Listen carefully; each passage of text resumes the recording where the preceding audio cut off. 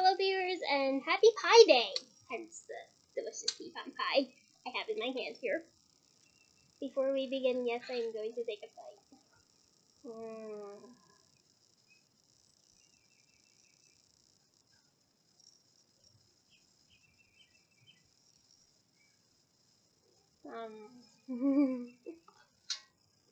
Oh, pecan pie.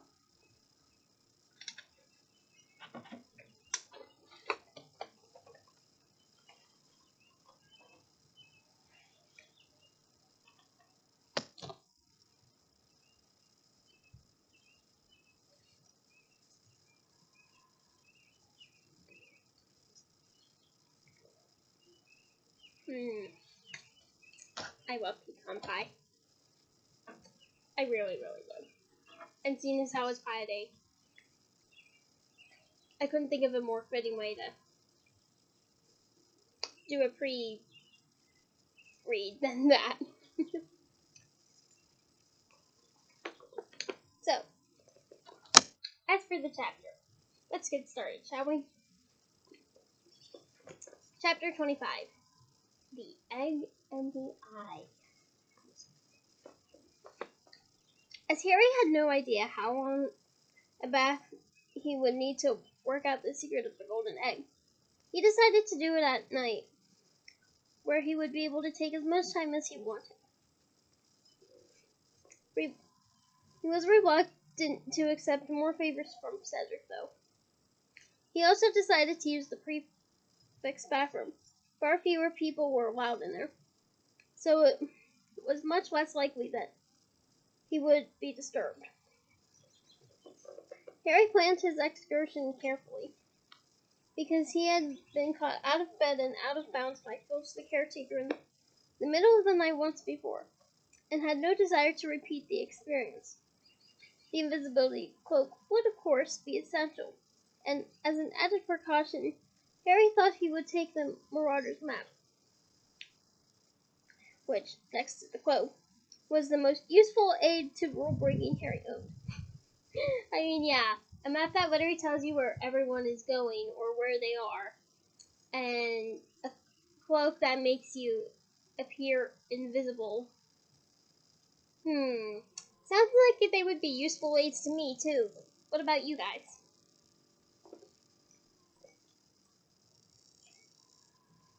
The map showed the whole of Hogwarts, including its many shortcuts and secret passageways.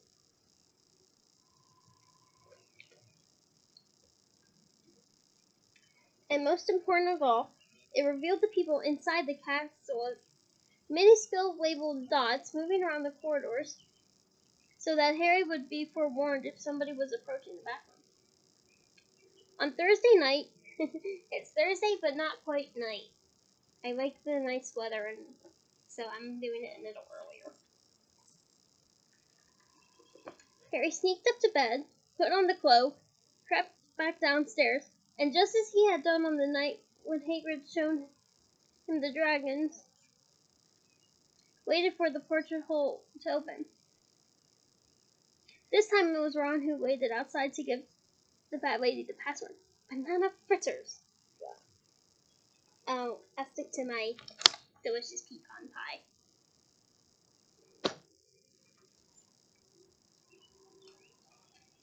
Good luck, Ron muttered, climbing into the room as Harry crept out past him.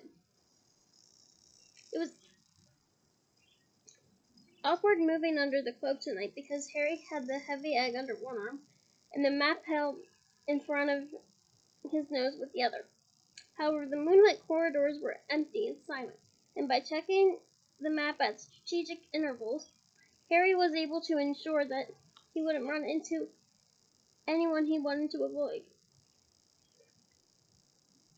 When he reached the statue of Boris the Bewildered, a lost-looking wizard with his gloves on the wrong hands, he located the right door, leaned close to it, and muttered the password, "Pine Fresh," just as Cedric told him.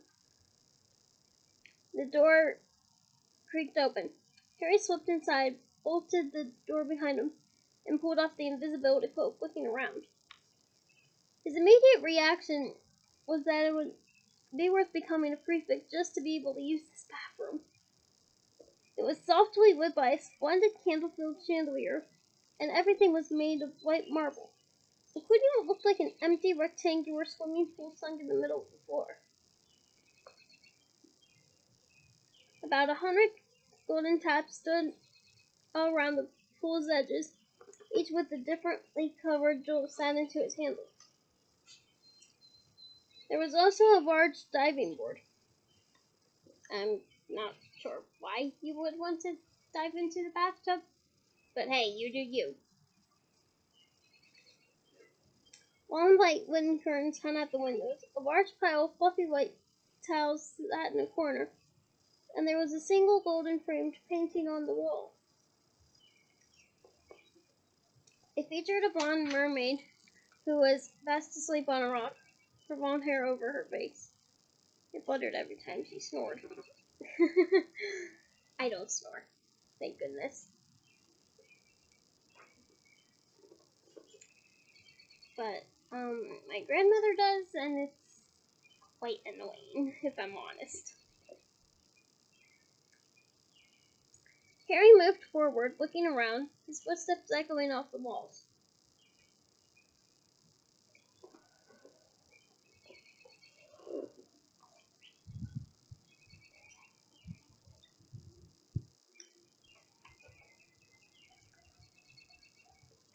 Magnificent though the bathroom was magnificent, and though he was quite keen to try out a few of those taps, he was here. Now he was here. He couldn't quite suppress the feeling that Cedric might have been having him on. How on earth was this supposed to help solve the mystery of the egg? Nevertheless, he put on one of the fluffy towels, the cloak, the map, and the egg at the side of the swimming pool-sized bath, then knelt down and turned on a few of the taps. He could tell at once that they carried different sorts of bubble bath mixed with the water, though it wasn't bubble bath as Harry had ever experienced it. One tap gushed pink and blue bubbles the size of footballs. Another poured ice white foam so thick that Harry thought it would have supported his weight if he ever cared to test it.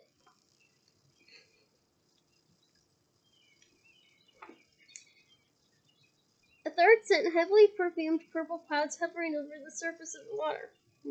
Must be lavender. Harry amused himself for a while, turning on the taps on and off, particularly enjoying the effect of one of those jets bouncing off the surface of the water in large arcs. Then when the deep pool was full of hot water, foam and bubbles, which took a very short time considering its size, Harry turned off all the taps, pulled off his pajamas, slippers, and dressing gown, and slid into the water. It was so deep that his feet barely touched the bottom, and he actually did a couple of lengths before swimming back to the side and treading water, staring at the egg. Highly enjoyable though it was to swim in hot and foamy water with clouds of different colored steam wafting all around him. No of no stroke of brilliance came to him, no sudden burst of understanding. Harry stretched out his arms, lifted the egg with his wet hands, and opened it. The wailing, screeching sound filled the bathroom, echoing and reverberating off the marble walls. But it sounded just as incomprehensible as ever, if not more so with all the echoes. He snapped it shut again, worried that the sound would attract Filch, wondering whether that hadn't been Cedric's plan, and then making him jump so badly that he dropped the egg, which clattered its way across the bathroom floor. Someone spoke. I'd try putting it in the water if I were you. Harry had swallowed a considerable amount of bubbles in shock.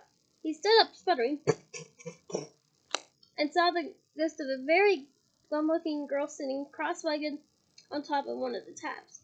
It was Moody Myrtle. It was usually to be heard sobbing in the S-bend of a toy with 3/4 below. Myrtle! Harry said in a harsh, I don't anything. The foam was so dense that this hardly mattered. But he had a nasty feeling that Myrtle had been spying on him from at one of the taps ever since he had arrived. I closed my eyes when you got in, she said, blinking at him through her thick spectacles. You haven't seen me for ages. Yeah, well, said Harry, bending his knees slightly just to make absolutely sure Myrtle couldn't see anything but his head. I'm not supposed to come into your bathroom, am I? It's a girl's one. You used to, didn't you? Didn't used to care, said Myrtle miserably. You used to be in there all the time. This was true, though only because Harry, Ron, and Hermione had found Myrtle's out-of-order toilets a convenient place to brew Polyjuice potion in secret. A forbidden potion that had turned him and Ron into living replicas of Crabbe and Goyle for an hour, so that they could sneak into the Slytherin common room. I got told off for going in there, said Harry, which was half true. Percy had once caught him coming out of Myrtle's bathroom. I thought I'd better not come back after that. Oh, I see, said Myrtle, picking at a spot on her chin in a more sort of way.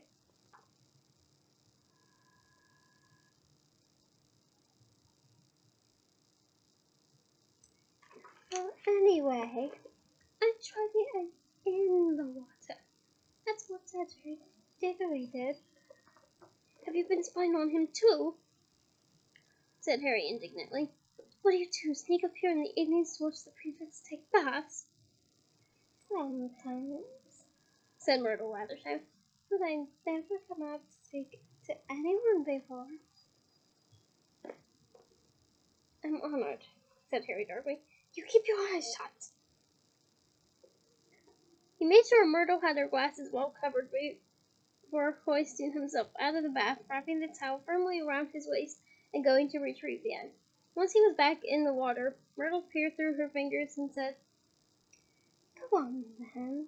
Open it under the water. Harry lowered the egg beneath the foamy surface and opened it. And this time, it did not wail. A gurgling sound was coming out of it, a sound whose words he couldn't distinguish through the water. You need to put your head under, too, said Myrtle, who seemed to be thoroughly enjoying bossing him around. Go on. Okay. Harry took a great breath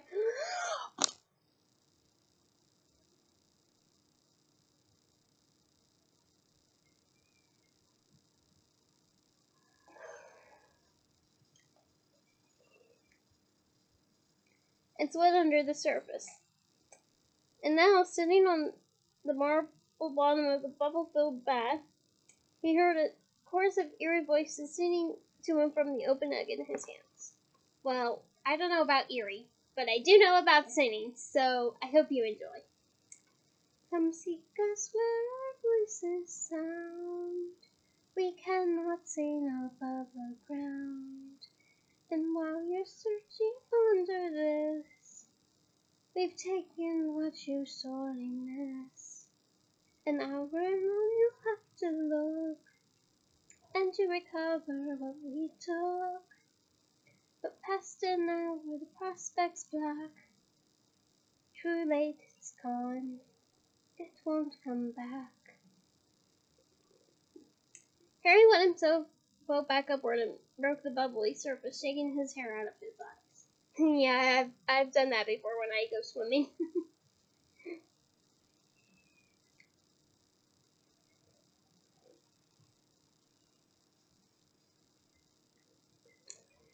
Hear it, said Myrtle. Yeah, come seek us where our voices sound, and if I need persuading. Hang on, I need to listen again. He sank back beneath the water. It took 3 more underwater renditions of the egg song before Harry had it memorized. Then he trod water for a while, thinking hard, while Myrtle sat and watched him. "We've got to go and look for people who can't use their voices above the ground," he said slowly. Who could that be?" "Snow, aren't you?" He had never seen Moody and Myrtle so cheerful, apart from the day when a dose of Polyjuice potion had given Hermione the hairy face and tail of a cat. If it were me, I wouldn't be complaining. I mean, I'm practically cat-like as it is, so.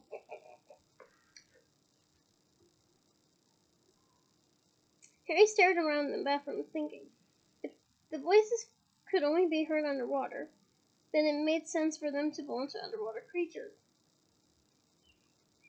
He ran this theory past Myrtle, who smirked at him. "Well, that's what Dickory thought," she said. "He lay there talking to himself for ages about it. Ages and ages. Nearly all those have gone underwater," Harry said slowly. "Myrtle, what lives in the lake, apart from the giant squid?" "Oh, all sorts,"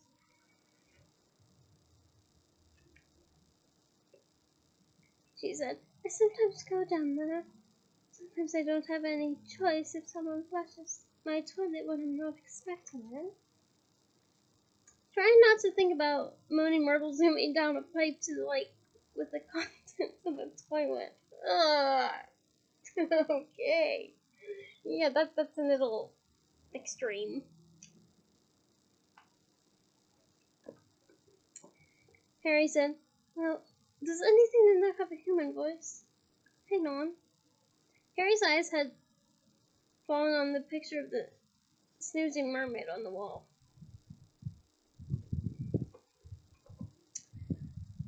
"Myrtle, there aren't mer people in there, are there?" "Ooh, very good," she said, her thick glasses twinkling. "It took Dickory much longer than that. And I was with her awake, too." Myrtle jerked her head toward the mermaid with an expression of great dislike on her plump face, giggling and showing off, flashing her fins. "That's it, isn't it?" Harry said excitedly. "The second task to go and find the mer people in the lake and he suddenly realized what he was saying, and he felt the excitement drain out of him as though someone had just pulled a plug in his stomach. He wasn't a very good swimmer. He never had much practice. Dudley had lessons in his youth, but Aunt Petunia and Uncle Vernon, no doubt hoping that Harry would drown one day, hadn't bothered to give him any. Oh, hugging Harry. "I know how to swim pretty well, if I do say so myself." "I don't do it very often, unfortunately, though. But I'm hoping if the weather stays nice, there will be chances to swim in the future. Fingers crossed."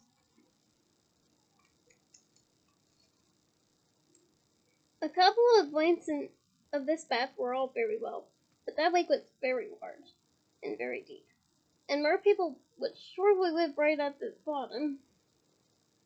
"Myrtle," Harry said slowly, "how am I supposed to breathe?" At this, Myrtle's eyes filled with sudden tears again. "Tactless," she muttered, groping in her robes for a handkerchief. "What's tactless?" said Harry, bewildered. "Talking about breathing a thread of May," she said shrilly, and her voice echoed loudly around the bedroom. "When I can't, when I haven't, not for ages." She buried her face in her handkerchief and sniffed loudly. Harry remembered how touching Myrtle had always been about being dead, but none of the other ghosts he knew made such a fuss about it. Honestly, considering that Myrtle had so many years left of her life left to live, I don't blame her for getting upset. You know what I mean? "Sorry," he said impatiently. "I didn't mean. I just forgot." "Oh, yes, very easy to forget Myrtle's dead, Myrtle said, gulping, looking at him out of swollen eyes. Nobody missed me, even when I was alive. It took them hours and hours to find my body. I know. I was sitting there waiting for them. Olive Hornby came into the bathroom. Are you in here again, sulking, Myrtle? She said. Because Professor Tippett asked me to look for you. And then she saw my body. Oh, she didn't forget it until that time day. I made sure that followed her around and reminded her that I remember her at my brother's wedding. And this brings back to my point that Myrtle had so many years left to live ahead of her. And I don't blame her for getting upset about it. I really don't. But Harry wasn't listening. He was thinking about the mer people's home again. We've taken what you sorely miss. That sounded as though they were going to steal something of his. Something he had to get back. What were they going to take? And then, of course, he went to the Ministry of Magic to stop me stalking her. So I had to come back here and live in my toilet. Good, said Harry vaguely. Well, I'm a lot further on than I was. Just your egg is again, I'm getting out. He retrieved the egg from the bottom of the bath, climbed out, dried himself, pulled on his pajamas, and dressing down again. Will you come and visit me in my bathroom again sometime? Moody Myrtle asked mournfully as Harry picked up the invisibility cloak. I'll try, Harry said, though privately thinking the only way he'd be visiting Myrtle's bathroom again was if every other toilet in the castle got blocked. I don't think Hogwarts would allow that to happen. But it is still a funny mental image. See you, Myrtle. Thanks for your help. Bye-bye, she said gloomily. And as Harry put on the invisibility cloak, he saw her zoom back up the tap. Out in the dark corridor, Harry examined the Marauder's map to check that the coast was still clear. Yes, the dots belonging to Filch and his hat, Mrs. Morris, were safely in their office. Nothing else seemed to be moving apart from Peeves, though he was bouncing around the trophy room on the floor above. Harry had taken his step back toward Gryffindor Tower when something else on the map caught his eye. Something distinctly odd. Peeves was not the only thing that was moving. A single dot was flitting around a room in the bottom left-hand corner. Snape's office. But the dot wasn't labeled Severus Snape. It was Bartimaeus Crouch. Harry stared at the dot. Mr. Crouch was supposed to be too ill to go to work or come to Mule Ball. So what was he doing, sneaking into Hogwarts at 1 o'clock in the morning? Oh, I want to tell why, but that would be giving away spoilers, so I am very much repressing the urge to inform you. I am so sorry. Do not hold it against me. You will thank me later when we get to that point. Harry watched closely as the dot moved around and around the room, pausing here and there. Harry hesitated, thinking, and then his curiosity got the better of him. I mean, yeah, curiosity does make the cat more curious, as I always say. He turned and set off in the opposite direction toward the nearest staircase. He was going to see what Crouch was up to. Oh, Harry. You really have a knack for you really have a knack for, trouble finding you, don't you?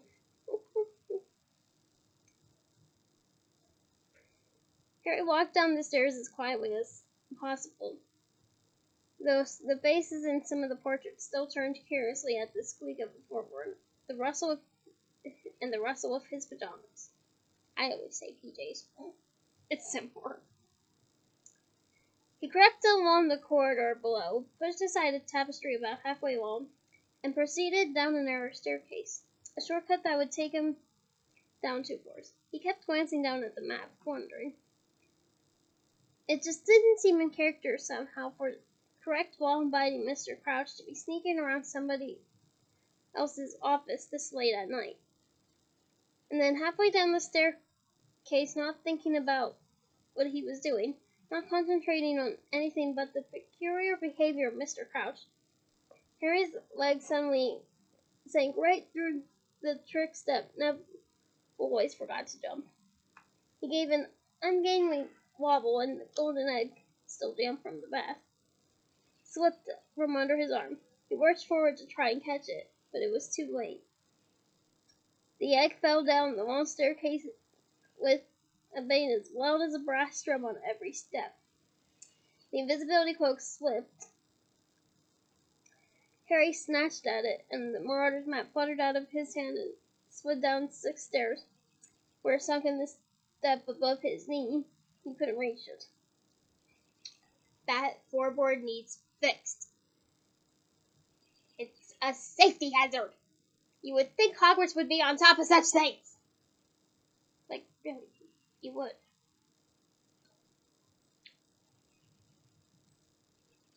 The golden egg fell through the tapestry at the bottom of the staircase, burst open, and began wailing wildly in the corridor below.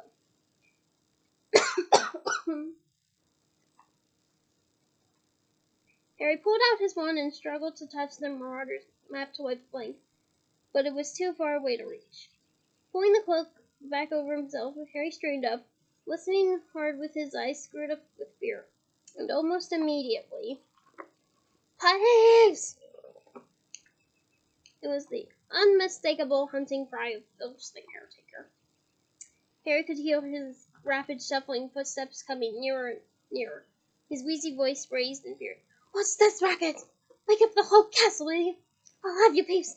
Peeves, I'll have you! And what is this?" Filch's footsteps halted. There was a clink of metal on metal, and the wailing stopped. Filch had picked up the egg and closed it. Harry stood very still, one leg still jammed tightly in the magical trap, listening. Any moment now, Filch was going to pull aside the tapestry, expecting to see Peeves. And there would be no Peeves. But if he came up the stairs or spot the marauder's map, an invisibility cloak or not, the map would show Harry Potter standing exactly where he was. "Egg," Filch said quietly at the foot of the stairs. "My sweet!" Mrs. Norris was obviously with him. "This is a Triwizard Clue. This belongs to his club champion." Harry felt sick. His heart was hammering very fast. "Peeves!" Filch roared briefly. "You've been stealing!" He ripped back of the tapestry below, and Harry saw his horrible pouchy face and bulging pale eyes staring up at the dark, and to Filch, deserted staircase. "Hiding, are you?" he said softly. "I'm coming to get you, Peeves. You've gone and stolen a Triwizard Clue, Peeves. Dumbledore will have you out of here for this, you filthy, fliffering poltergeist." Filch started to climb the stairs, his scrawny, dust-covered cat at his heels. Mrs. Norris' lamp-like eyes, so very like her master's, were fixed directly upon Harry. He had the occasion before now to wonder whether the invisibility cat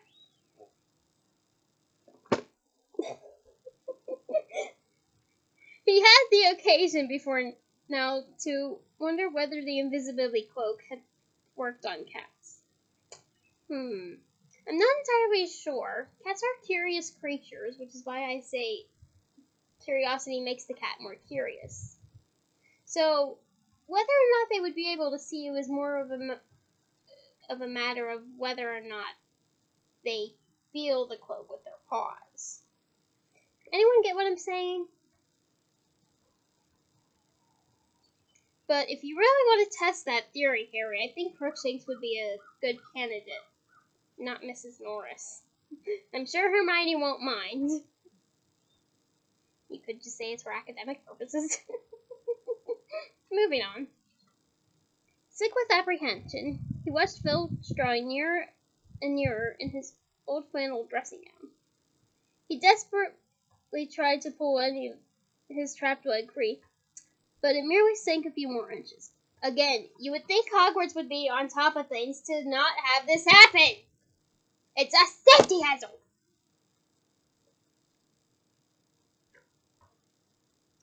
Any second now, Filch was going to spot the map or right wanted to him.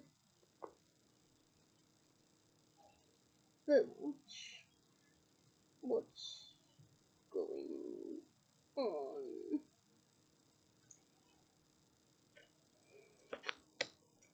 Filch stopped a few steps below Harry and turned.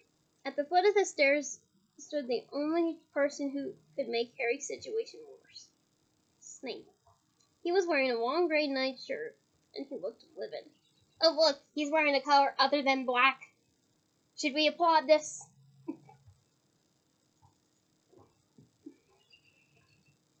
It's Peeves, Professor, Filch whispered mumbling. He threw this egg down the stairs. Snape climbed up the stairs quickly and stopped beside Filch.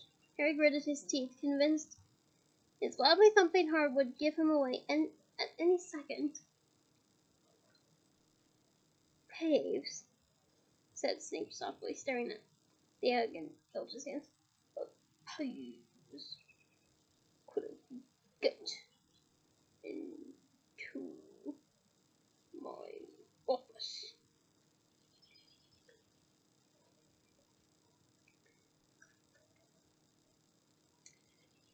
This egg was in your office, Professor.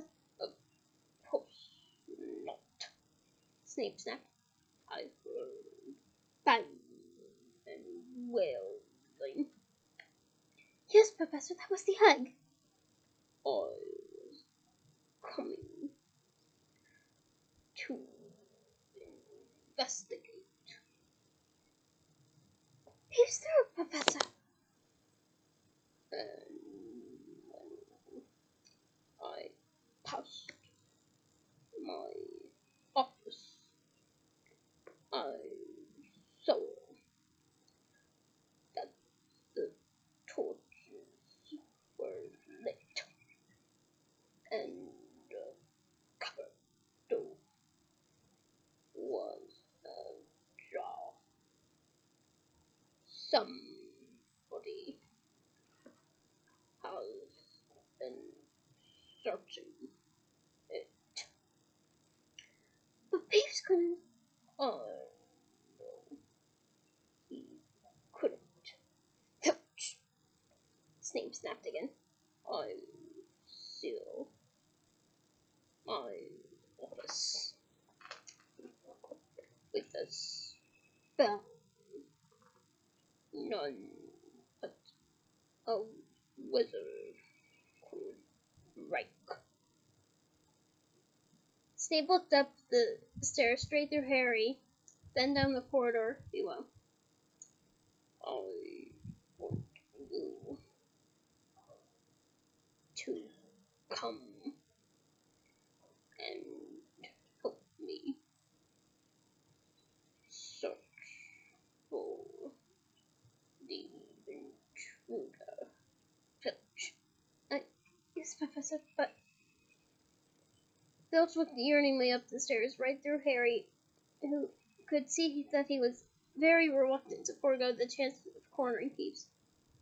Go, Harry pleaded with him silently. Go with Snape. Go.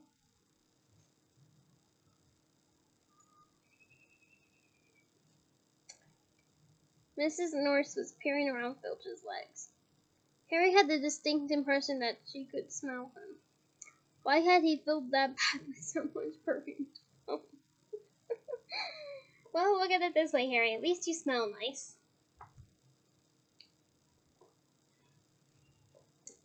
Silence, Professor, said Filch plaintively. The headmaster will have to listen to me this time. Peeves has been stealing from a student. It might be my chance to get him thrown out of the castle once and for all.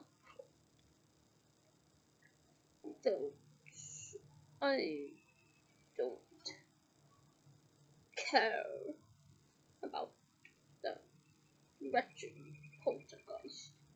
It's my office. That's clunk, clunk, clunk. Snape stopped talking very abruptly. He and Filch both looked down at the foot of the stairs. Harry saw Mad-Eye Moody limp into sight through the narrow gap between their heads. Moody was wearing his old traveling cloak over his nightshirt and leaning on his staff as usual. "But drama party, is it?"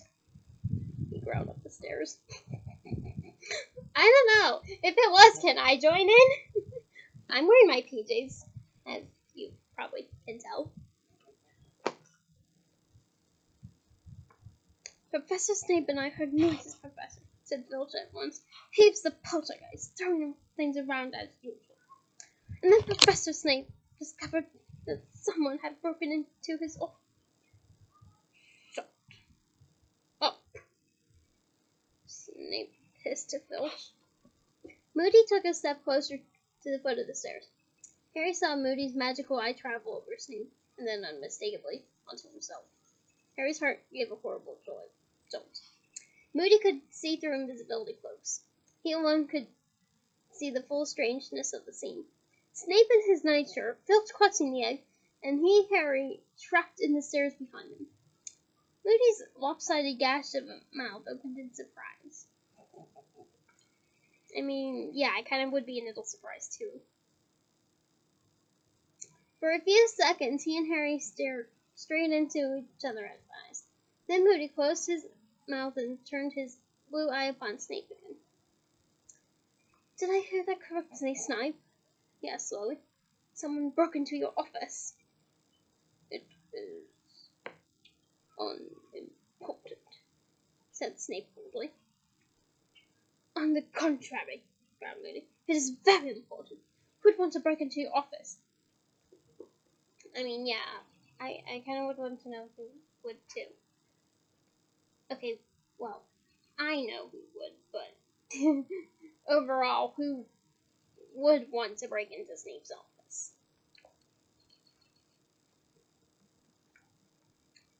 "A student, I dare say," said Snape. Harry could see a vein flickering horribly on Snape's greasy temple. "It has happened before. Potion ingredients have gone missing from my private store cupboard. Students attempting illicit mixtures, no doubt." "Reckon they were after potion ingredients, eh?" said Moody. "Not hiding anything else in your office, are you?" Harry saw the edge of Snape's sallow face turn a nasty brick color, the vein in his temple pulsing more rapidly. "No, I'm hiding nothing, Moody," he said in a soft and dangerous voice. "As you searched my office pretty thoroughly yourself." Moody's face twisted into a smile. "Office privilege, Snape. Dumbledore told me to keep an eye."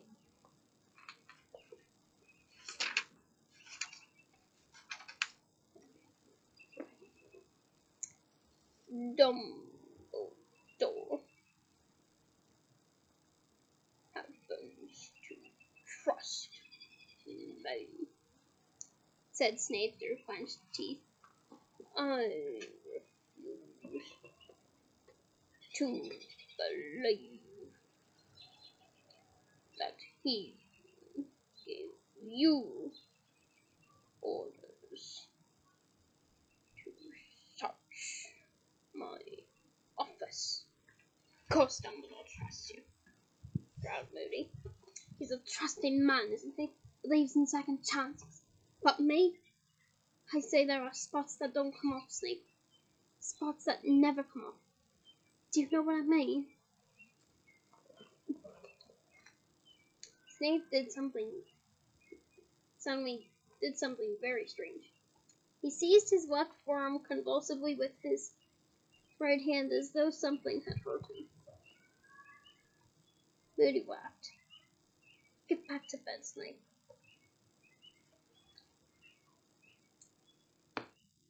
You don't have the authority to send me anywhere. Snape hissed when he wove his arm as though angry with himself. I have as much right to prowl the school after dark as you do. Probably, said Moody, but his voice was full of menace. I look forward to meeting you in a dark corridor sometime. You dropped something, by the way. With a stab of corridor, Harry saw Moody point at the Marauder's map, still lying on the staircase 6 steps below. As Snape and Filch both turned to look at it, Harry threw caution to the winds, raised his arms under the cloak, and waved fiercely at Moody to attract his attention, mouthing, It's mine.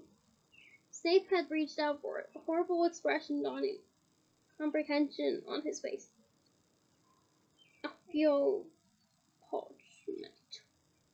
The map flew up into the air and slipped through Snape's outstretched fingers, and soared down the stairs into Moody's hand. My mistake, said Moody calmly. It's mine. Just dropped it earlier. But Snape's black eyes were darting from the egg in Filch's arms to the map in Moody's hand, and Harry could tell he was putting 2 and 2 together, as only Snape could. Potter, he said quietly. What's that? Said Moody calmly, folding up the map and pocketing it. Potter, Snape snarled, and he actually turned his head and stared right at the place where Harry was, as though he could suddenly see him. That, is Potter. That piece of parchment belongs to Potter. I have seen it before. I recognize it. Potter is here. Potter in his invisibility cloak. Snape stretched out his hands like a blind man and began to move up the stairs. Harry could have sworn his overlarge nostrils were dilating, trying to sniff Harry out. Trapped, Harry leaned backward, trying to avoid Snape's fingertips. But any moment now. There's nothing there, Snape, barked Moody. But I'll be happy to tell the headmaster how quickly your mind jumped to Harry Potter. Mind what? Snape turned again to look at Moody, his hands still outstretched inches from Harry's chest. Mind that Dumbledore's very interested to know who's got it in for that boy, said Moody, whipping nearer still to the foot of the stairs. And so am I, Snape. Very interested. The torchlight flickered across his mangled face so that the scars and the tongue missing from his nose looked deeper and darker than ever. Snape was looking down at Moody, and Harry couldn't see the expression on his face. For a moment, nobody moved or said anything. Then Snape slowly lowered his hands. I merely thought, said Snape in a voice of forced calm, that if Potter was wandering around after hours again. It's an unfortunate habit of his. He should be stopped for, for his own safety. Ah, I see, said Moody softly. Got Potter's best interests at heart, have you? And this brings up a good point. Does Snape really have Harry's best interests at heart that we know of? No, not really. There was a pause.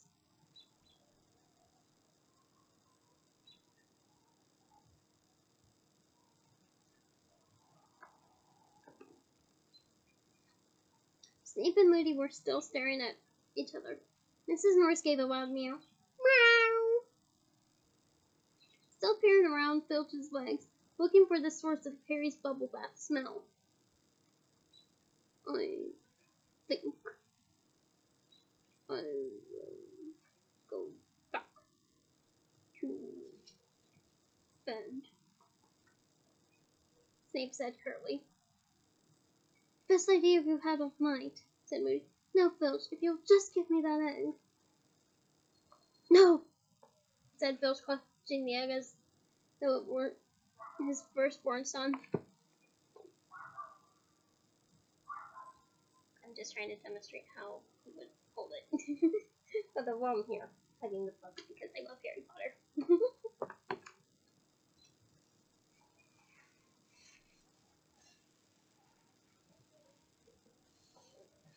Professor Moody, this is evidence of Peeves' treachery. It's the property of the champion he stole it from, said Moody. Hand it over, now. Snape swept downstairs and passed Moody another word. Filch made a chirping noise to Mrs. Norris, who stared blankly at Harry for a few more seconds before turning and following her master. Still breathing very fast, Harry heard Snape walking away down the corridor. Filch handed Moody the egg and disappeared from view too, muttering to Mrs. Norris, Never mind, my sweet. We'll see Dumbledore in the morning. Tell him what Peeves was up to. The door slammed.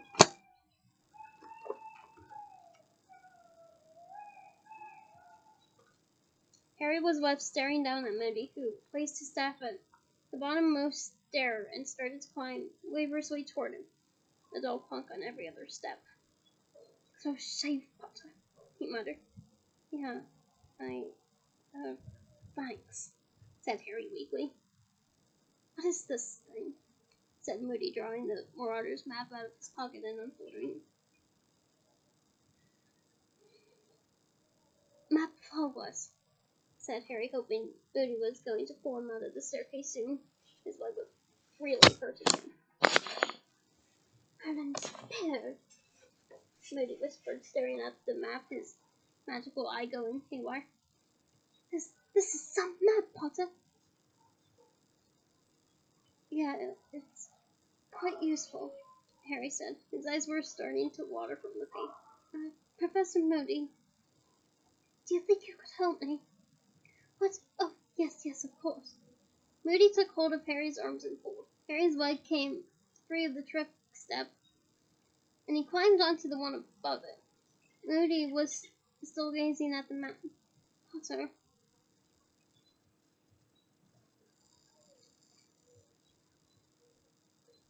he said to him, you didn't happen by any chance see who broke into Snape's office, did you? On this map, I mean. Yeah, I did, Harry admitted. It was Mr. Crouch. Moody's magical eye whizzed over the entire surface of the map. He looked suddenly alarmed. Crouch, he said. You're sure, Potter? Positive, said Harry. He's not here anymore, said Moody, his eyes still whizzing over the map. Crouch. Very, very interesting. He said nothing for almost a minute, still staring at the map.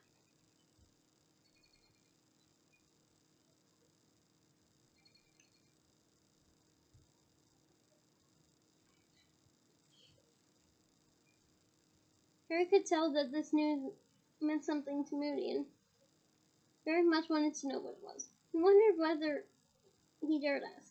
Moody scared him slightly, yet Moody had just helped him avoid an awful lot of trouble. Professor Moody, why do you reckon Mr. Crouch wanted to look around Snape's office? Moody's magical eye left the map and fixed quivering upon Harry. It was a penetrating glare, and Harry had the impression that Moody was sizing him up, wondering whether to answer or not, or how much to tell him. Put it this way, Potter, Moody muttered finally. They say old Mad Eye's obsessed with catching dark wizards, but I'm nothing compared to Barty Crouch. He continued to stare at the map. Harry was burning to know more.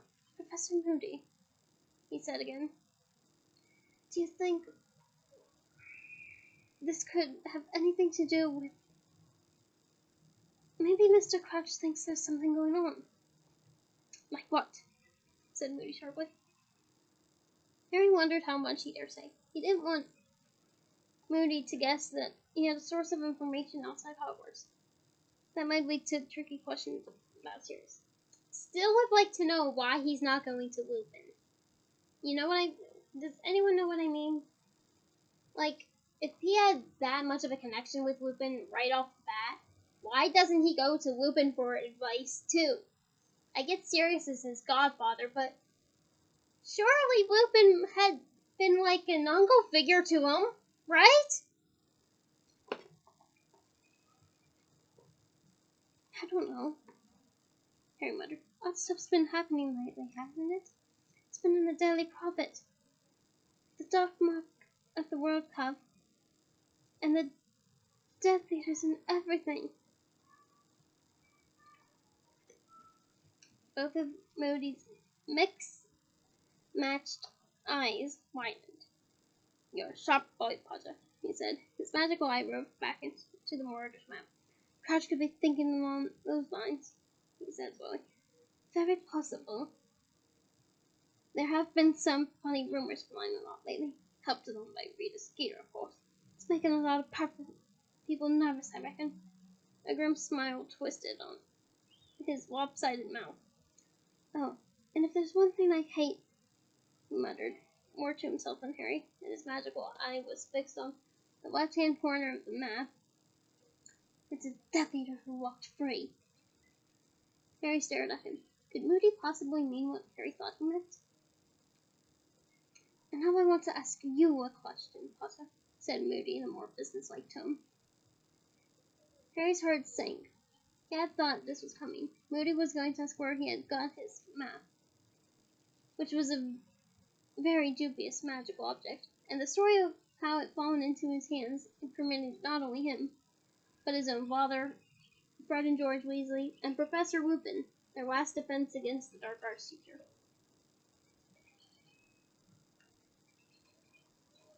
Moody waved the map in front of Harry,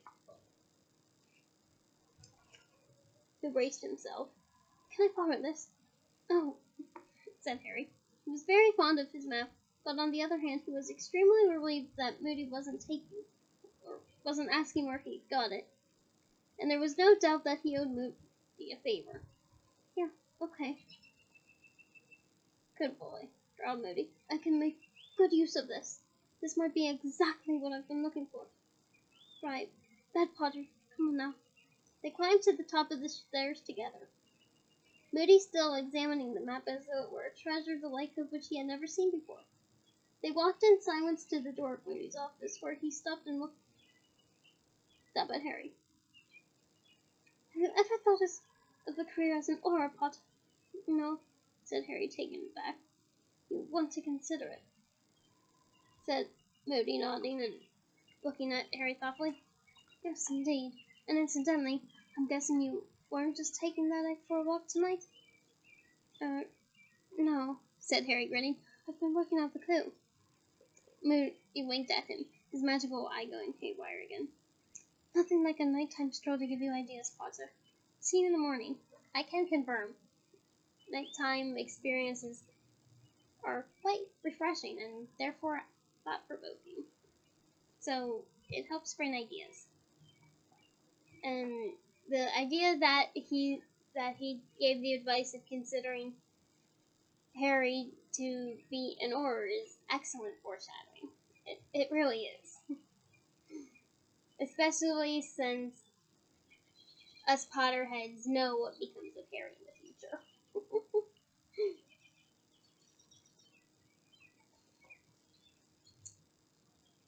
Moving on. He went back into his office, staring down at the Marauders mapping, and closed the door behind him. Harry walked slowly back to Gryffindor Tower, lost in thought about Snape, Crouch, and what it all meant. Why was Crouch pretending to be ill if he could manage to get into Hogwarts when he wanted to? What did he think Snape was concealing in his office? And Moody thought Harry ought to be an Auror. Interesting idea.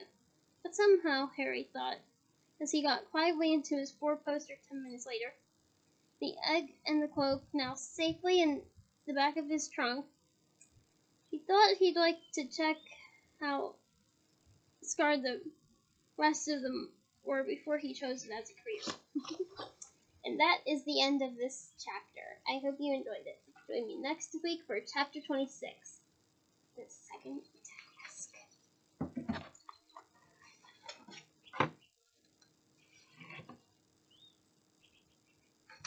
Bye.